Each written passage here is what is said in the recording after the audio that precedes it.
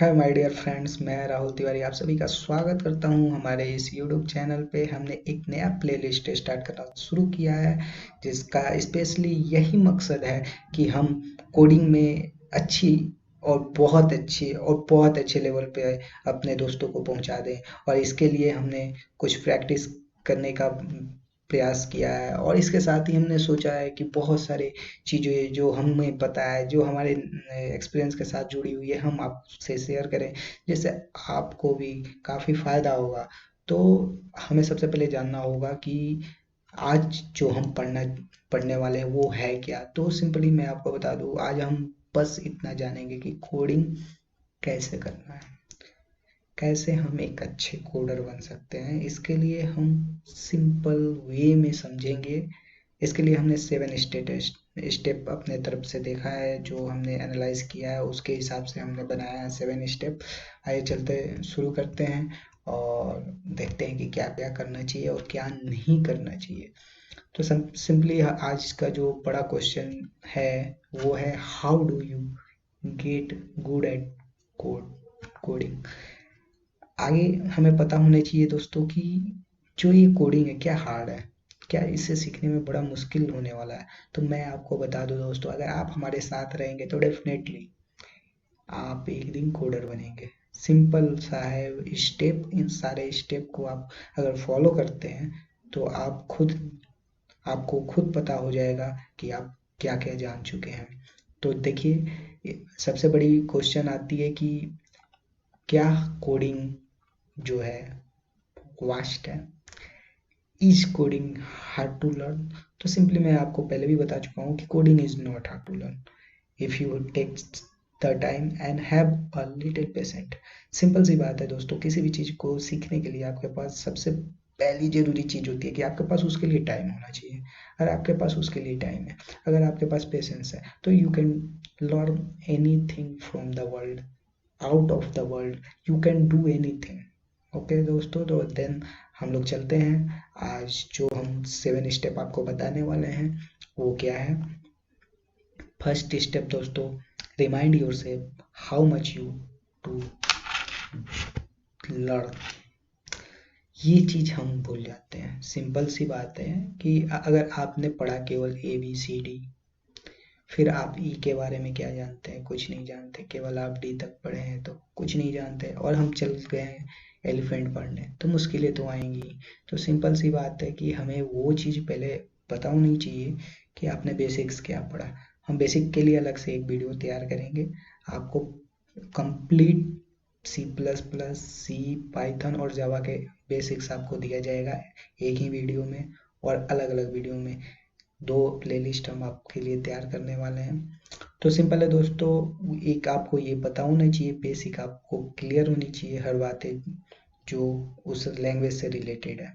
जैसे फंक्शन क्या है, फंक्शन कैसे यूज करते हैं, पॉलीमॉर्फिज्म क्या है, पॉलीमॉर्फिज्म कैसे यूज होता है, इनकैप्सुलेशन क्या होता है, इनहेरिटेंस क्या होता है, रिकर्जन फंक्शन क्या है, क्लास क्या है, ऑब्जेक्ट क्या है, ये सब चीज़ें आपको पता होनी चाहिए। फिर आप आगे।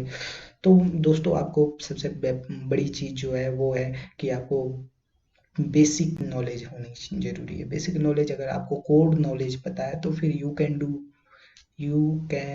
Do better and better if you follow these 7 steps which I provide you.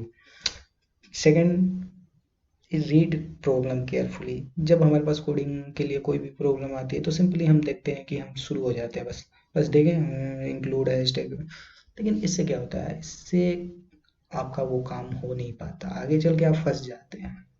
तो आप इतनी बार प्रॉब्लम्स को पढ़िए, इतनी बार पढ़िए, जब तक कि आपके दिमाग में कुछ उसके लिए उससे रिलेटेड लॉजिक ना आ जाए। तो simply read problem carefully. After then third point जो है, use paper to build logic. अक्सर हम देखते हैं कि सिंपली हम कोड शुरू कर देते हैं। हमें ज़रूरी होना चाहिए कि हमें पता होना चाहिए कि वो प्रॉब्लम क्या लॉजिक उसको चाहिए, उस लॉजिक को करने की कोशिश करनी चाहिए कि हम पेपर पे कैसे लॉजिक क्रिएट करें। सिंपली देखिए कि अगर मान लीजिए हम एडिशन का प्रोग्राम करते हैं, तो वो तो हम पेपर पे ना भी करें तो डायरेक्ट हो जाती है। पर वही बात आ जाती है हमें कॉम्प्लेक्स नंबर पे काम करने की, वही बात ग्राफ पे काम करने की आ जाती है, या फिर और भी मैथमेटिकल टूल्स पे काम करने की बात आ जाती है, या फिर और भी कोई मशीन लर्निंग से रिलेटेड चीज़ें या बड़ी प्रॉब्लम्स के बारे में बात करने की होती है, या उसके बारे में सॉल्यूशन देनी होती है, तो वैसे जगहों पे हमें बिल्ड करनी होती है लॉजिक। लॉजिक बिल्डिंग एक ऐसा क्षेत्र है, एरिया है, जो हमारे कोडर के लिए मोस्ट इम्पोर्टेंट है। तो कोई भी कोडर बनने से पहले उसको लॉजिक बिल्डिंग का कॉन्सेप्ट पता होना चाहिए। तो वो आपकी तब तक लॉजिक बिल्डिंग नहीं होगी जब तक आप पेपर और पेन यूज नहीं करते हो। नेक्स्ट पे चलते हैं दोस्तों। नेक्स्ट है write code and not just as assignment. अक्सर हमारे साथ यही होता है कि कॉलेजों में हमें दिया गया कि ये चीज़ हमें करना है, तो हम सिंपली उसको असाइनमेंट के तौर पे करके कहीं से भी लिखो के कॉपी करके दे दिए।